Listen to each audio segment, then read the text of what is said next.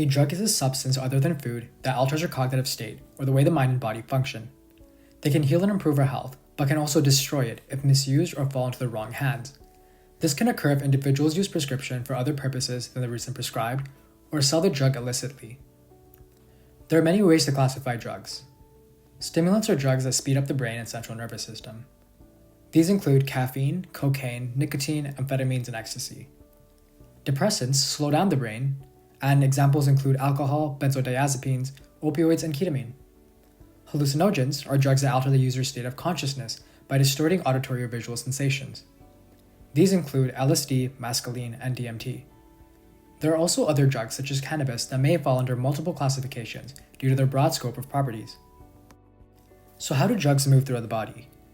They enter the oral cavity if consumed through the mouth and then travel to the digestive tract where it enters the stomach. It then travels to the small intestine where it is absorbed by the circulatory system.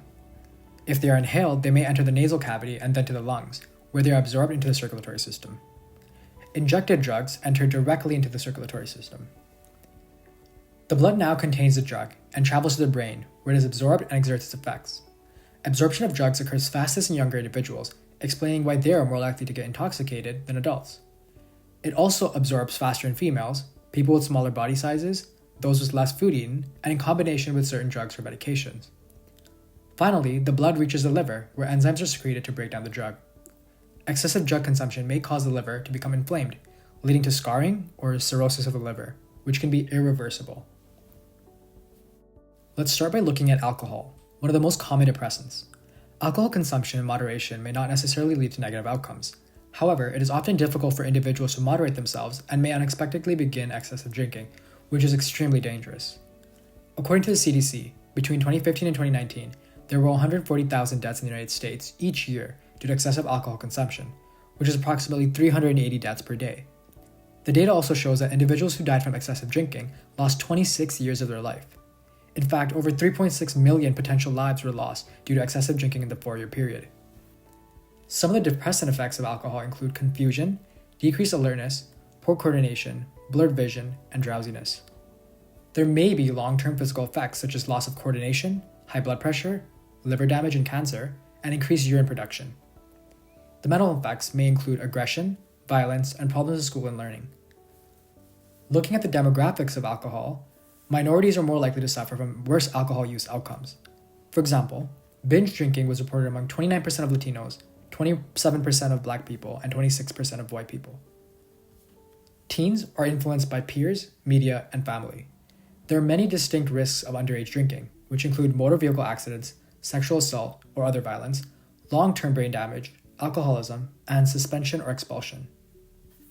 The next drug is nicotine, which is a stimulant that is most often found in tobacco, but in modern times may be found in e-cigarettes or vaping products. According to the CDC, in 2022, it was reported that 16.5% of all high school students use tobacco products. In 2020, it was reported that 30.8 million adults in the US currently smoke cigarettes. Nicotine has more long-term health problems than any other drug. Over 16 million Americans live with a disease related to smoking. It may lead to myocarditis, which is the inflammation of the heart muscle, and can lead to heart attacks or stroke. Depression is another problem that may also lead to poor relationships.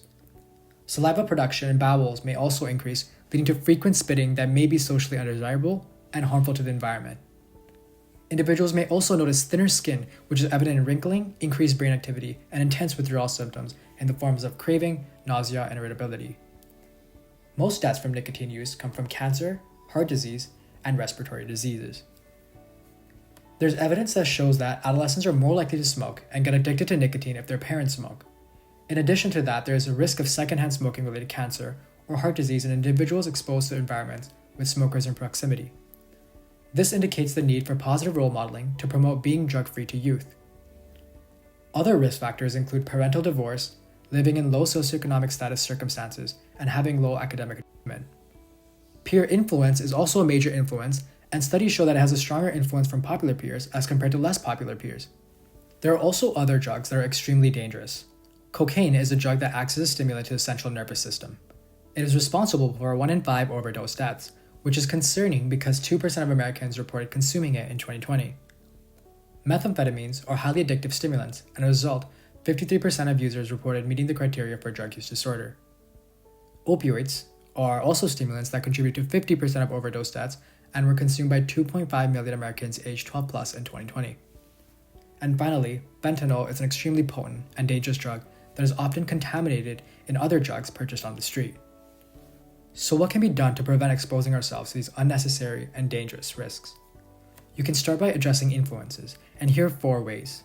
Number 1 is keeping educated, as it can help understand the risk factors and consequences of drugs and allow you to make more informed decisions. Number 2 is paying attention to marketing by doing the research before believing claims and advertisements that may be misleading. Number 3 is being aware of the media and not letting it shape your own beliefs. This means being mindful of influencers on Facebook, Instagram, and Snapchat, among others. Finally, it is crucial to stand up your ground and not let others influence your decisions for your own health. It is important to seek help from a family doctor, counselor, or other support groups if you're struggling with substance abuse, because it's not too late. As a famous person once said, avoid using cigarettes, alcohol, and other drugs as alternatives to being an interesting person.